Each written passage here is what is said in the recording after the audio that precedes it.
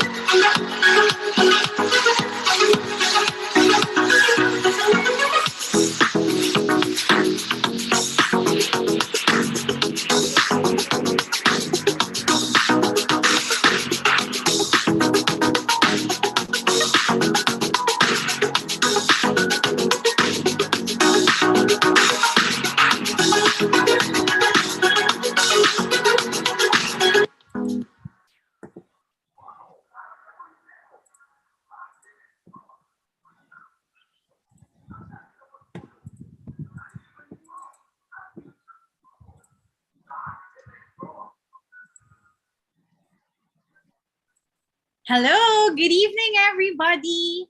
Welcome to QCafe, and my name is Ninang Kate. Welcome, welcome. Ayan, isa na naman pong araw ng tambayan, gabi rather, here at Muzencore. And we're so excited because this evening, our guest tonight is someone who's very special to one of our bosses. Ayan, diba? Our guest has joined Toastmasters International in 1994. He became a district trainer from 2018 to 2019, and he has joined a lot of contests and won a few here and abroad. Through Toastmasters, he honed his communication skills and gained experience in diverse range of fields. As a writer and as a trainer in the BPO industry, an actor and director in the entertainment world, and a motivator, coach, and a public speaker. Expert in presentation skills, nonverbal communications, micro expressions, improvisation, and currently delving into dark psychology, please welcome the royal sassiness, Mr. Sasi Casas. Hi, Mr. Sasi. Good evening. How are Hello. you? Good evening. Kamusta Good mo? evening, Kate. Dati Ay, pinapanood lang kita eh. Ngayon, kausap mo na ako. ay talaga, wow naman po. Grabe, nakakatuwa naman po na finally you have raised our virtual stage. This time to share with us naman a few things that you pick up along the way, diba? I know Toastmasters has been instrumental to who Sassy has become right now. And I would like to open up this session this evening with the question. Okay, go ahead. Ang topic natin tonight is actually presentation with style, diba? So our question for this evening is visual aids really important? Okay, that is a very good question because like for me, napansin ko, every time there is a presentation, they always ask for the USB of your presentation, or can you please email me the presentation deck? Okay, presentation kasi, presentation or visual aids, ang definition yan is, it is a tool to enhance your presentation, right? But so far, the way I see it, most of the people who uses presentation slides, but they're not using it well. So instead na ma-enhance yung kanilang presentation, lalo pang nakakagulo. Yes, this is So, true. di ba? So, uh, my answer to that is it really depends. Okay, there are some presentations that you really don't need any slides at all, because always remember the visual aid, ang pinaka main na visual aid is you, the speaker. Yes, yes. So, ang nangyayari minsan sa tawag dito, sa mga slides, nagiging glorified, ano na lang siya, teleprompter, di ba? And this is why I want to share with you today what are the do's and don'ts in creating visuals. And let me explain first to you how people get information. Okay, there are three types of people. We have the visual, we have the kinesthetic, and we have the auditory. Now, the visual people, these are the people who gets information through visual images. They like images more. They want to see pictures. Okay? Ito yung kailangan talaga na may visual presentation. Auditory are people who just listen. They listen to what you say. They really don't need to look at your presentation as long as you can say it properly. They would rather listen to you than look at the presentation. And the kinesthetic people, ito naman yung mga talagang they need to physically grab something or hold something para they can, get the information you want to give. So that's why whenever we do presentation, di ba, we always give out manuals. So ito yung for the kinesthetic, something to hold. Or whenever we present something, for example, we present a new product, we bring that product there. Kasi we want them to feel it so they can really get the idea of your presentation. Now for the auditory again, you just need to give the right words, the right narrative for them to really understand. So that's why whenever we deliver a presentation, hindi lang for visuals, hindi lang for kinesthetic, also for auditory, lahat we cover them. That's why we have the visual presentations, we have the examples, these are may giveaway pa. So these are for the kinesthetic. Yes. Saan kukunin mo pa sila, hahawakan mo sila para mag-demo ka. Yes. And that's why we also speak. Mm-hmm. So, nandoon lahat. So, sabi ko kanina, di ba, we don't need visuals or anything. We just have to show ourselves and speak. So, how can you touch the mga kinesthetic? Mm-hmm. Di ba? It's through words. Yeah. Like, for example, instead of saying, have you seen this? So that word is for the visual. Yes. Pag pag auditory, you say, have you heard about this? Mm-mm. Pag sa kinesthetic, can you feel the, so yun, feeling. It's Yes. so ganon. So this is why I can say that we also need yung mga visual aids. It's because 90%, more than 90% of the people are visual. Yes. And it really enhances your presentation as long as you use your Visual. presentation aids correctly. Correctly. Diba? This is true. There is such a thing as death by PowerPoint. I've heard of this. Okay. So what is death by PowerPoint?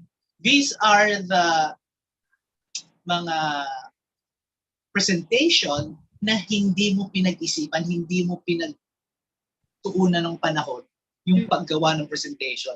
Puro bullets. Yes. Diba? Ang bullet nakakamatay, diba? So True. that's it. So why is it called death by presentation? Why is too much text a bad idea as a visual aid? It's because there's a study studied by a psychologist na 40% of the attention of your audience diminish because of your lousy presentation. Kasi ang gagawin yan, if you have too much text, you have bullets, while you're speaking, binabasa na nila. Okay, so while they're reading, they don't hear you. Right? They're not when they're done reading, they look at you and then they're lost already because they weren't able to listen to what you have said, that probably very important. So that's why as much as possible try to avoid yung death by PowerPoint, which is using too much bullets. And not only mga bulleted words, we also don't use pies anymore, charts. Ikaw ba, let me ask you, Kate, pag nakakita ka ba ng chart or pie, naiintindihan mo ba yung sinasabi nila? Honestly, no. See? Not unless it's a very interesting pie. Yan nga eh. Kung ano yun, kung mango crepe pie, yes. Maintindihan ko yan, kakainin. Ay, sige, let's listen. Let's even taste it. Pero it has become boring, no? Yeah, it's not, parang ano ba to? What's this? Parang habang nagsasalita siya, nasa utak mo, crick, crick, crick, crick, mga crickets. Because you really don't understand. Unless you are someone na talagang very into details. Yes. Okay? Pag ano ka, lalo na kung you are sa finance, you need that. So meron namang pinagbabagayan yan. Pero for lay people, normal people like us, we don't really like those things. They thought maganda siya for the presentation, but actually, it's also death by PowerPoint. Yeah. Diba? So, kailangan malaman lang natin what are the styles. So, there are styles in using visuals. There is one Japanese or known as Takashi. Ito pre-PowerPoint era. So what he uses, because 70s to, he uses acetates. I don't know if you have heard of acetates. Oh my gosh, ang paglalagay po sa yung tapos papaproject siya. Project siya. Yan yung yung granddaddy of projector. So acetate ang ginagawa niya, and wala siyang Siyempre black and white lang yun.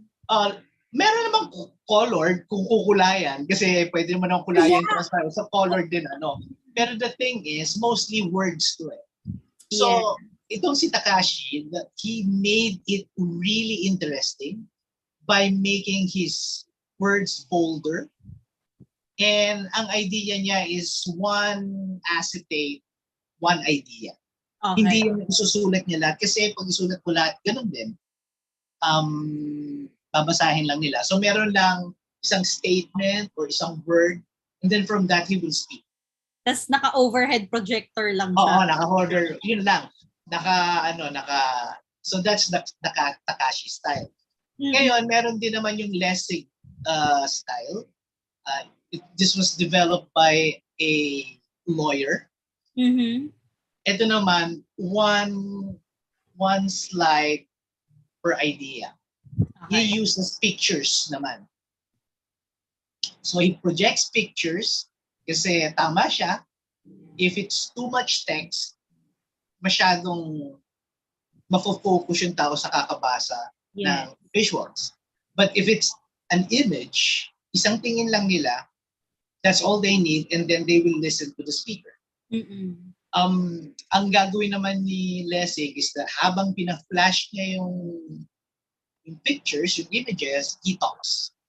And it is an amazing method kasi you wouldn't use yung slides as your teleprompter. Kasi image lang eh. Yes. But because of that image, mag-jog na yung memory mo. Alam mo na yung sasabihin mo. Ay, this image will make me, this image is about this. And then magkikwento ka na. Mm-mm. So pareho kayong nakafocus. Hindi kayo parehong nakafocus dun sa screen. Yes. So you have contact with each other. Eye to eye na to. And ang maganda rin dito is that kahit gaano karami ang slides mo, mabilis yan.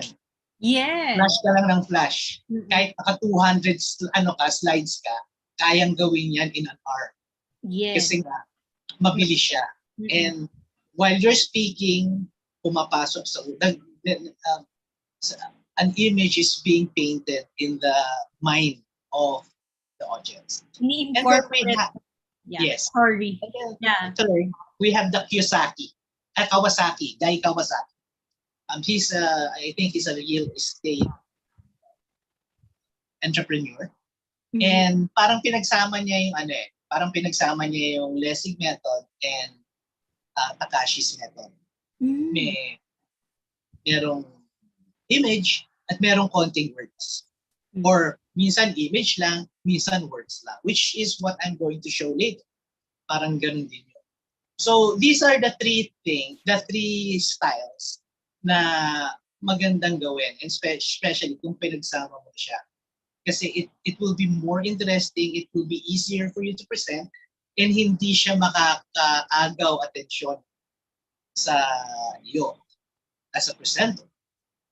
So another thing that a presenter needs to know is know how to use your tools. Okay. Let me ask you, Kate, what is the tool you use whenever you're doing presentation? Well, because it's digital now, I use Canva for my presentations. Mm-hmm. Because medyo tech savvy tayo. Char. No, very good. Canva is a very good tool kasi, and because of I've been using it for more than 4 years now, na talagang naramdaman ko na talaga how it's easier to present using moving images, mga GIF, mga yes. What have you. It catches the attention of my viewers. And of course, very limited yung natin dahil nga we're limited into a screen. Ganon po yung pinakamadaling paraan ng pagpe-present. But of course, there are others, and I have tried to do theatrics, ginagamit ng aking sarili, ang pagko-costume, mga ganon. Depende po talaga. Okay. So what can you say about PowerPoint? Have you used PowerPoint? I've used PowerPoint nung high school. Nung high school, okay. You know, the truth is, if you're going to ask me which one is better, Canva or PowerPoint, that depends. Right now, I can say that most people would choose Canva because it's really, really easy. Yes. It made things easier for people na medyo naging, mga tao, naging creative because of Canva. And Canva is an amazing tool. Now, if you are a person na you want every nitty-gritty, you want yung gusto mo, ganito, ganyan ang mo, then I suggest you use PowerPoint. Kasi there's pros and cons. Ang PowerPoint, medyo matagal if you're going to make it from scratch. Unless you're good. Kasi when I started studying yung PowerPoint, whenever I do presentation, especially pag, let's say, kunyari, not the level 1, 2, 3 presentation, but upper level na presentation, it takes me weeks. Oh. Kasi talagang ang daming for especially when you do the animation, when you look for the right images, kung ikaw mismo gagawa ka ng image from scratch. Yes. And even, ang maganda kasi sa sa PowerPoint, you can make your own cartoons. Yes. And not only that, ngayon 3D na. Pwede ka na mag 3D.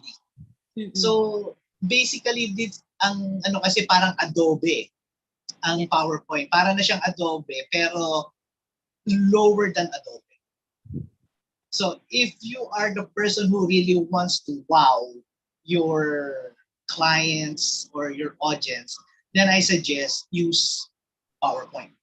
Now, if you want to be an amazing presenter, pero ayaw mo nang mag-isip, gawa ng masyado, ayaw mo na masyado, mahihirapan ka pa, then I suggest Canva is for you. Okay? Ang kasi sa Canva, pero I'm sure in the future, parang ang feeling ko magiging parang na ang Canva Parang magiging PowerPoint din Hindi yung mahirap gawin yung mga features. Actually, some of the features in Canva is just like PowerPoint. Because you actually have a presentation form in Canva. Tapos may mga shortcut keys na rin na may mga effects and animations. But yeah, I think so because the company is really growing. Ang dami na nilang mga na-acquire na mga partners. Kaya mas lalo nang parang may stock images na sila. Marami na rin talaga. Pero yes, I understand really. And the preferences of people din talaga and their purposes, it depends talaga kung anong pipiliin mong tool to translate that. Kasi there's always the right tool. Depende sa kung ano ang gusto mong i-translate. Yes, true. Ang problema lang kasi sa Canva, for some people, kasi kailangan online ka. Yes. Some people, wala akong data, wala akong Pero I have a USB for PowerPoint. Diba? Ang naman sa PowerPoint, sobrang bigat. Yes, the file naman. Yes. Like for me, if ever I do presentations in PowerPoint, magugulat ka gigabytes ang ko. Totoo. Ang heaviness kasi in-incorporate ko na rin yung mga videos, everything na with just a click, magpe-play na siya kagad din ako pupunta na po sa link. Naka-link so, nakahanda na talaga. So kaya medyo mabigat siya. That's actually what I love about PowerPoint as well. Kasi it's easy to navigate yung mga ilalagay mo ng mga links. Yes. So you just click on a particular icon. Kunwari, itong icon na to, inassign mo siya na ang magiging trabaho niya is i-out niya itong video na to. It's just really gonna do that when you click the next, di ba? Yes. And pa yun di ba? Meron ka pang sinatawag na hyperlink na pag gusto mong bumalik sa first, you just click that, punta ka uli sa first, just click ka doon, balik ka na uli sa present. Yes, totoo. So, you can do that. Navigation. Hopefully, Canva will be able to do, kasi if that's the case, it's going to be very easy for a lot of people. Canva is actually hyperlink. Yes. May hyperlink option na rin sa Canva. Okay. Medyo na lang nila yung animation nila talaga. Yung talagang limited Meron silang animation pero hindi pa ganun katulad ng PowerPoint. Talagang you will But at any rate, hindi naman talaga kailangan masyado ng animation. So the simplest as possible is also good.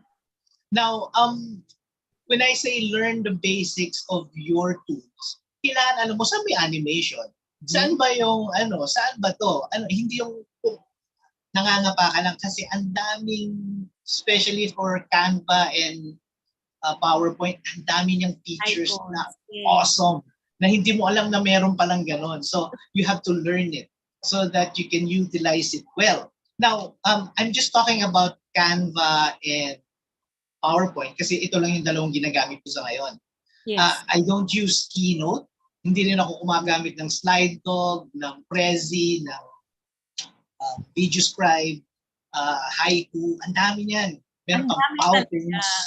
Ang dami niyan. But amazingly, yung mga binanggit kong may feature na unique, kayang gawin ng PowerPoint. Nakapaggawa na ako ng parang Zoom sa PowerPoint. Yes. Ang problema lang doon, it will take you a month to take it. Kung hindi mo alam. Pero the thing is, the PowerPoint can do that. Yes. Kaya din yan yung parang video scribe. Video scribe is yung parang yung whiteboard presentation, yung may nagdo-drawing na gano'n. Yes, yes. Okay. Kaya din ng PowerPoint yan. Pero again, it's about how long it will take you to do that. Execution. So, why waste time? Diba? Just go. Ang problema lang sa Video Scribe and Prezi, mahal. Yes, may subscription.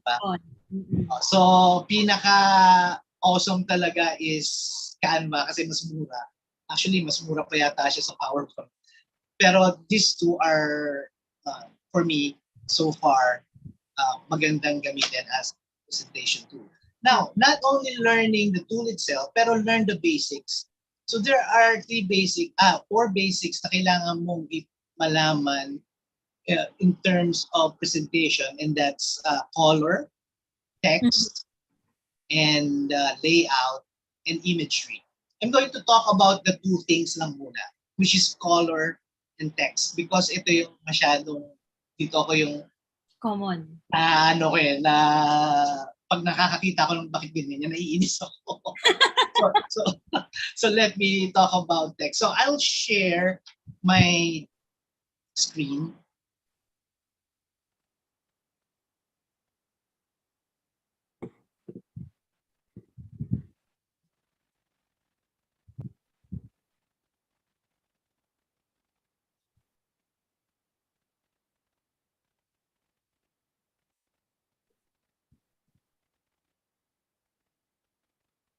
So ayan.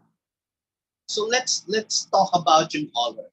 When we talk about color, ano ba yung kailangan natin or una nating aalamin when it comes to color?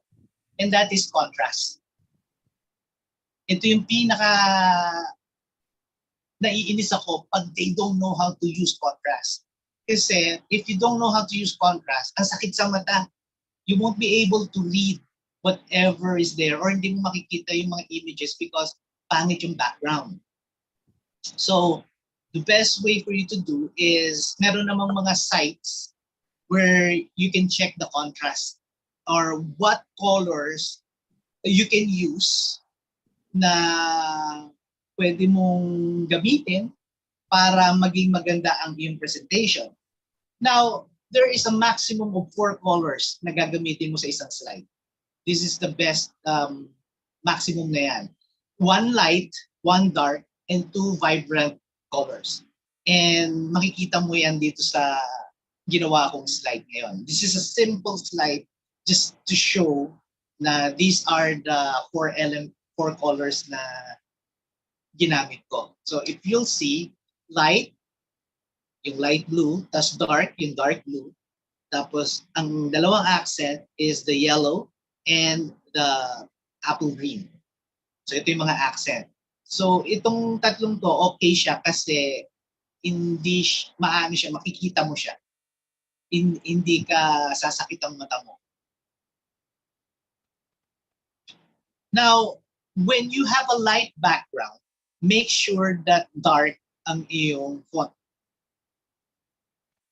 Kasi pag halos light din ng, kunyari ginamitan mo ito ng white, mahirap makita. Hindi makikita ng mga tao, ng audience mo. So It's better when you use a light background, use a dark font. You have a question? None so far po. Okay. Next is, if you have a dark background, then you need to have a light font. And light backgrounds steal the focus from you as a presenter. That's why I always tell my friends who's doing a presentation also, wag na kayong gumamit ng white background. Kasi it is something na talagang parang passe na masyado ng old school, and mas maganda talaga darker kasi hindi maaagaw ang focus ng tao sa iyo. So I suggest for a background, use a darker color. Now, speaking about text, ayan, hindi lang yung basta gagawa ka lang ng text. Sometimes, i-contrast mo rin yung isa. Like what I did here. Yung letter T, ginawa kong ibang font, pero medyo pareho pa rin. And then, mas pinalaki ko siya just to have a design, kahit na simple lang yung ginawa ko dito. So, it's different. Kesa naman, gawin mo lang na Roman times Roman and ano lang. Di ba? So ito, mas interesting. It adds emphasis. Oo. So, next is, ito kinuha ko to sa Canva. Kasi I attended Canva's talk about fonts. Kasi ako, I know how to use font, pero I don't know kung ano talaga yung mga magagandang font before. And I thank Canva for introducing me to this idea na merong mga family ng font. Okay, like Open Sans Light, Open Sans Extra Bold. Yan, family yan. So whenever you're going to use text in your slides, make sure to use one family only para hindi siya masakit sa mata. Okay? Kung Clear Sans ang ginagamit mo, make sure na yung mga kapamilya rin niya ang gagamitan mo. Like Poppins Light or Poppins Medium, Poppins Bold, yun din ang gagamitin mo. Yes. Para hindi magulo sa paningin ng audience. So make sure ang ano lang dito, if you're going to use a particular text, make sure to use one family lang in one slide. Now, here, para mag-stand out, kailangan may maiba. And make sure na mag-stand out yung idea na gusto mong ibato sa tao. Like kunyari, stand out. Ang inaano natin is kailangan mag-stand out ang text. So, when everything stands out, nothing stands out. Tama. So, you can make it stand out through weight.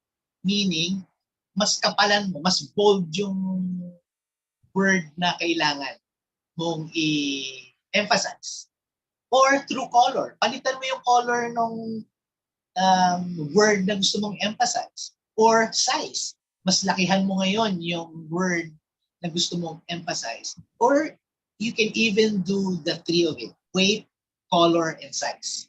So, pag makikita mo, okay siya. Pero yung fourth, mas nag-stand out talaga yung message mo.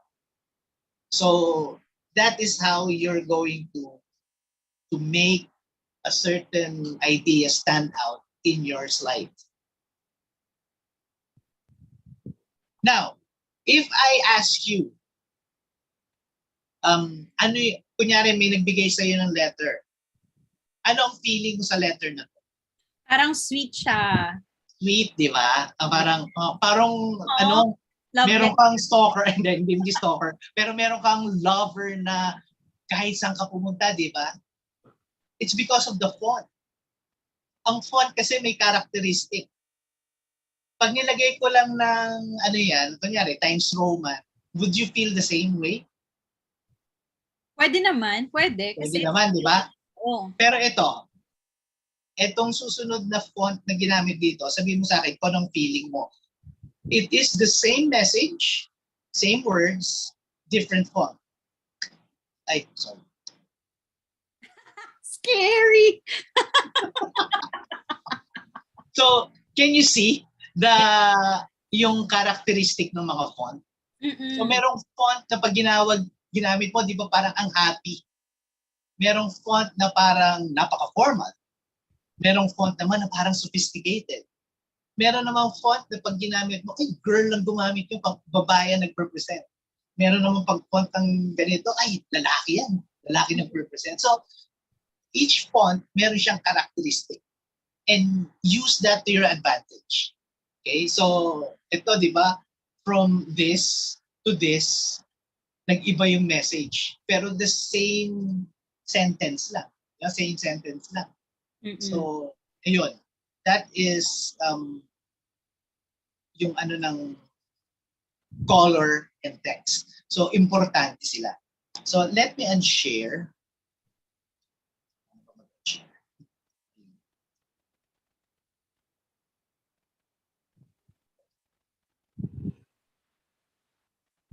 Now, yung layout naman is just make sure that everything is symmetrical. Dapat pantay-pantay, hindi kung saan nakaano. And yung the whole layout ng iyong slides is make sure na pag binasa ng mga tao, kahit walang words yan, kahit images lang, makukuha nila yung gist ng message mo. So parang nagbasa sila ng ebook kung ano yung message ng presentation mo without revealing everything. Pero at least, pag binasa nila, maiintindihan nila. That's the layout. Okay, so mag-share ako ulit and then I will show naman mga different ways on how to stand out sa iyong presentation.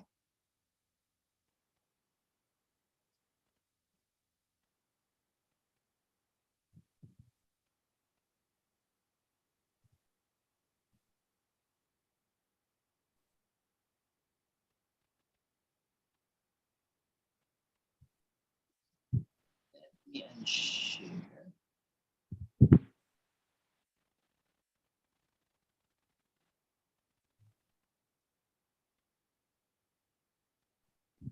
Share ko dito yung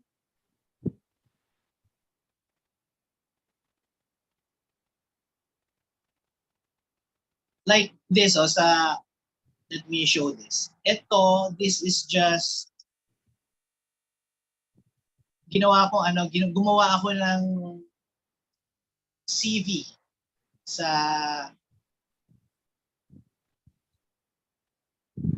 through PowerPoint. Okay. So you can use the PowerPoint to create a wonderful CV. So ayan, if you want to have a CV like this, ganito lang. Nawala po yung screen share. Ay, nawala ba yung share? Sorry. Teka, ulitin natin. Minsan kasi nag-a-admit.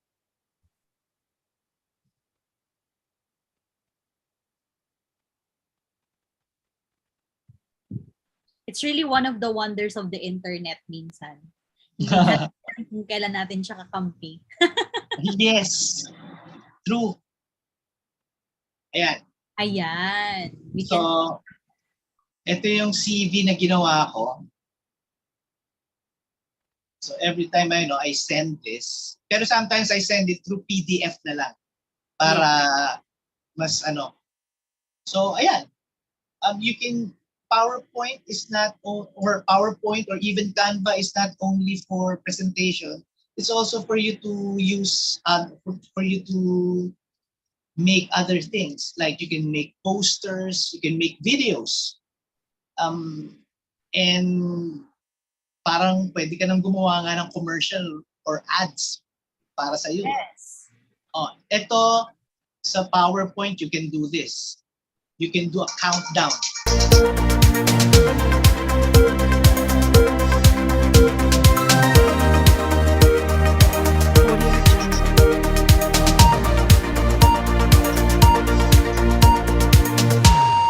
So it is interesting. It will make your presentation interesting. Kasi kunyari, magbre-break kayo, you can make it actually longer. So yan ang i-play mo. And then after that, continue na ulit.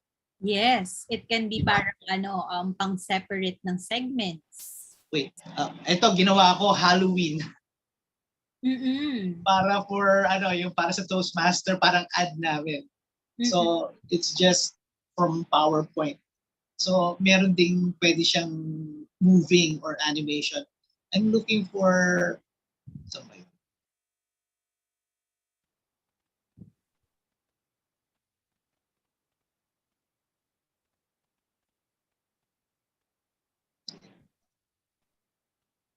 Meron akong ginawa for Muzen before. It's here.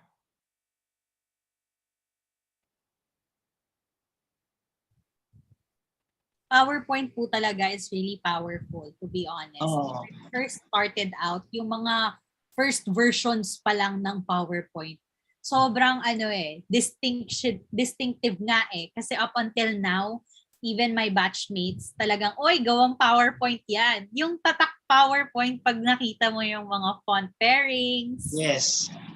Actually, it's so funny. There's a video of, di ba, si Steve Jobs using Keynote for his presentation, pero ang galing niya mag-present even though Keynote is not that as awesome as PowerPoint.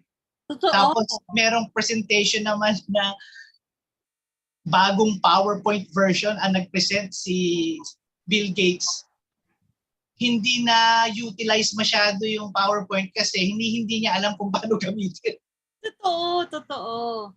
So it's really it's really the presenter. It's not the tool. So let me show you this. Ito ginawa ko to for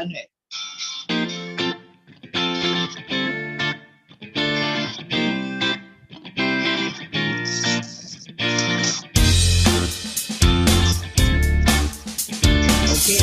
So ito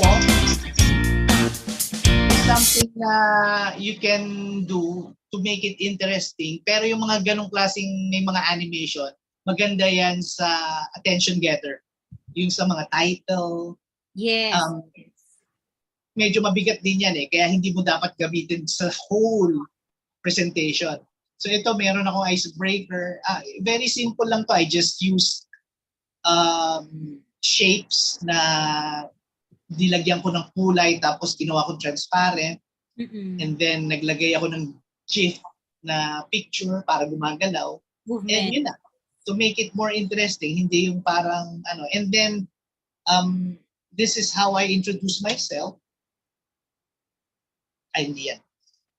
Sorry. Ay, so hindi pala naka-hide pala. Hindi makikita. Sandali.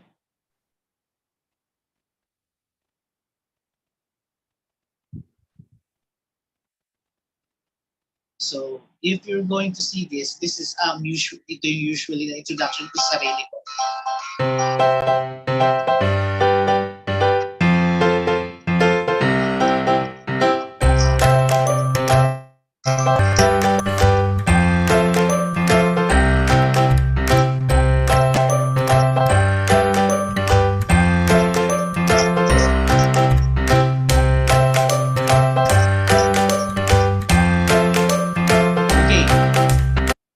Hindi ko lang to i-encourage when you're doing it sa Zoom kasi naglalag dahil medyo mabigat siya.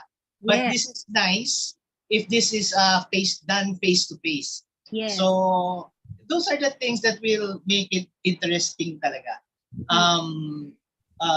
Like here, ito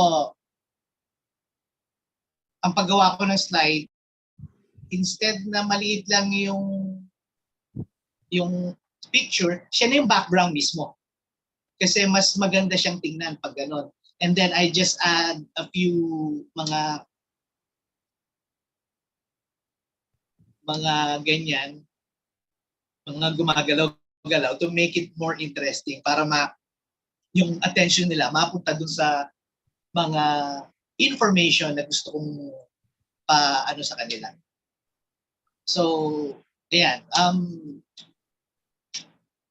If you're going to see this is only one slide. Pero there's a lot of things going on sa isang slide. See?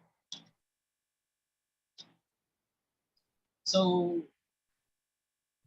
slides, kailangan hindi siya boring at hindi rin kailangan agawin yung atensyon sa iyo. Ito yung sinasabi ko sa iyo na whenever I do presentation, naka-incorporate na lahat. So, ang ginagawa ko dito, click na lang ako ng click. So, I don't have to stop the tawag nito. Ito, if I want to play a video, mag-click lang ako. Ayan, may video na. Yes. Diba? So, hindi na ako na kailangan mo i-stop, pwede ulit, pwede i-stop mo. So,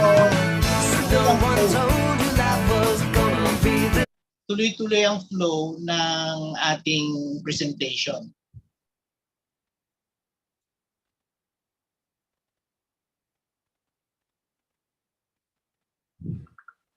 So this one, oops.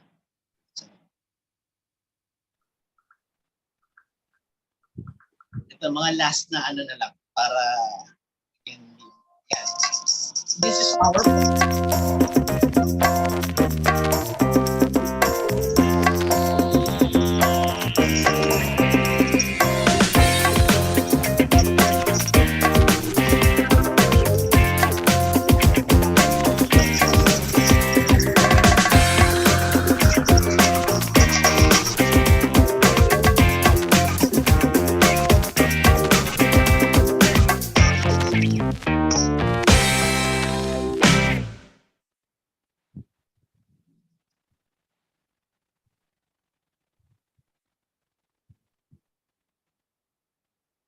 Okay.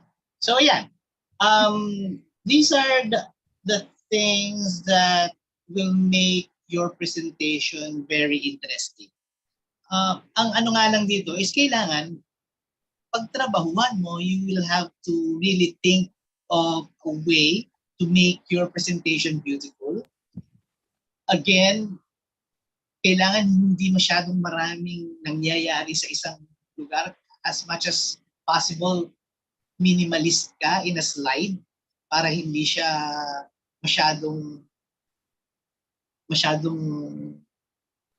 mahirap intindihin. And as I've said kanina, di ba, we have to do away with the pie charts, with the graphic charts. So ano yung pwede nating ipalit? We have to use infographics. Mga infographics, ito yung mas madaling intindihin na gagamitin for you para hindi ka, para hindi mawala sa atensyon yung iyong audience. So basically, that is something that I'd like to share right now kasi I cannot really share everything dahil sobrang dami kong i-discuss if ever. Whenever I discuss this, pinaka-konti na yung, let's say, one day. Mm-mm. Pero I could talk about this for 5 days. Kasama na lahat yun. And because presentation is interesting, visuals are always changing. Yes. And we can see that in PowerPoint, in both PowerPoint and Canva. Mm-hmm. And you know what? It's hindi lang about presentation ang PowerPoint and Canva. It could also help you earn money if you know how to, use them in a way that you will earn on the side. And Canva gives that opportunity, actually.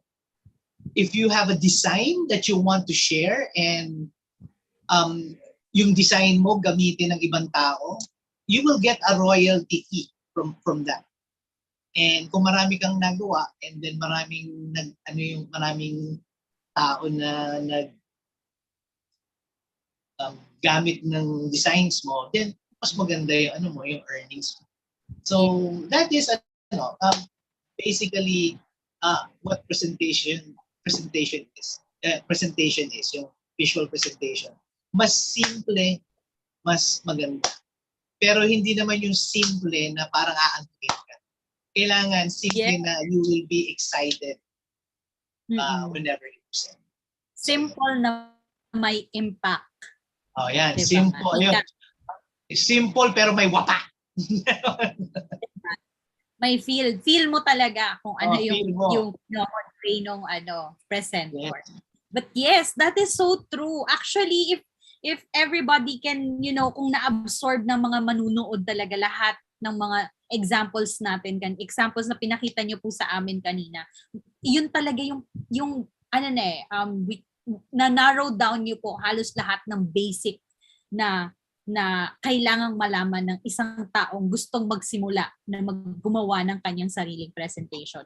And yes. I really believe talaga na these types of things are kailangan na talagang alamin natin in this day and age because it's really a part of us part na natin yun how we are able to present. Kasi if I could remember correctly, nung mga younger years natin, ang uso po ay kartolina at Manila paper. Dibuka. Kami noon, nag-elevate ang mga kartolina levels namin kapag may mga pahatak pa yung mga kartolina namin o kaya may mga pa-effect pa na kunwari isang malaking drawing ng puno, kakabitan Ganon pa noon no? Pero because of the digital age right now, everything can be done in just a click of a button and it really makes our lives easier. And really, at the end of the day, ang ile-level up mo naman na is yung ikaw as the presenter. How are you gonna present all of those beautiful presentations that you created, diba?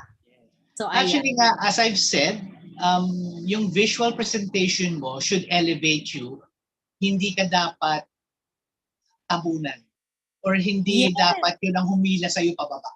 Totoo. So, kaya nga sinabi ko, kung pangit lang ang presentation mo, huwag ka nang maggamit ng visuals. Magsalita ka na lang, baka mas magandaan pa sila. Totoo. If it's just gonna be distracting to the people, at the end of the day, it's really you who is sending out the message. Ayan. And I suggest if you want to do your presentation, you can, kunyari, isipin nyo, hindi ako marunong mag-design. What you can do is go to the sites na merong mga design ng mga, merong ganun ng mga PowerPoint or even sa sa Canva, di ba? Meron na siya. Ang gawin nyo lang, gamitin nyo muna yon, then play with it. Hanggang sa kayo mismo, masanay, kayo na mismo, ay, ganito lang yan. Kasi nasanay na kayo while you're doing it. Tama. Parang while you're doing it, tinuturuan na kayo You have to explore talaga. You have to explore the tool that you're using. Kailangan yung features niya, malaman mo kung ano ba talaga yung effect nun. Pag sinabing rice, pag sinabing scrapbook or whatever na animation effect, alam mo dapat kung ano itsura nun. Yes. Para malaman mo rin when you need to apply it. So yan. Any last reminders po before we say goodbye to our viewers? Again, there is no one better presentation tool. Right now, we have an amazing product called Canva.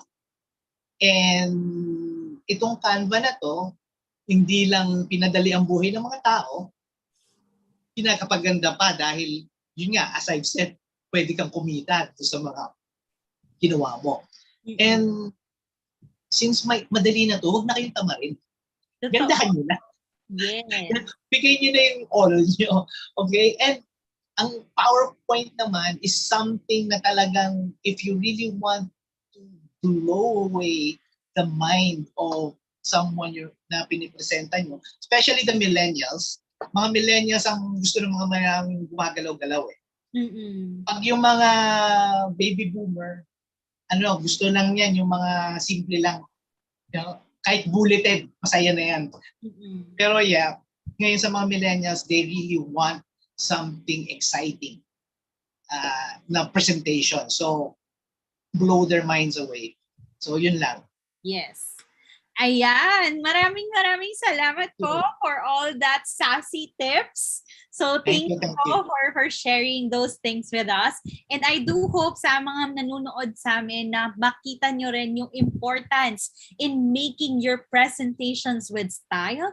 And I hope this episode has given you that boost, that extra boost that you need to go and start creating. Because at the end of the day, hindi magla-level up ang inyong mga presentation styles if you will not do it. It's really just a matter of doing it.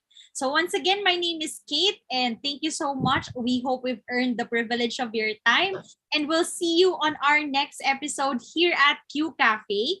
Maraming salamat po and